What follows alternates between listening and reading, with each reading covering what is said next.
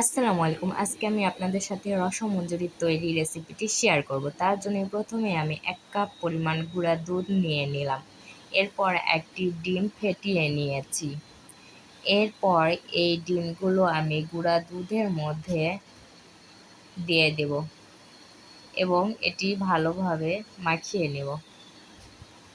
এরপর আমি এর মধ্যে ১ চামচ পরিমাণ বেকিং পাউডার দিয়ে নেব এবং সামান্য পরিমাণে সয়াবিন তেল দিয়ে নেব। দেখুন তৈরি ডো। এখন এই তৈরি ডো দিয়ে আমি ছোট ছোট মিষ্টির শেপে করে নেব এবং এটি অবশ্যই ছোট ছোট হতে হবে, কারণ এটি দুধে পড়লে বড় হয়ে যাবে। আমি প্রথমেই দুধ, চিনি এবং এলাচ দিয়ে ফুটিয়ে রেখেছি।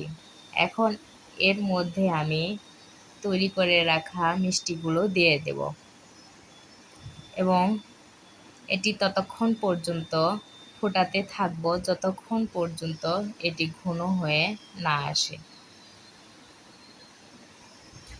দেখুন তৈরি রসমঞ্জরি।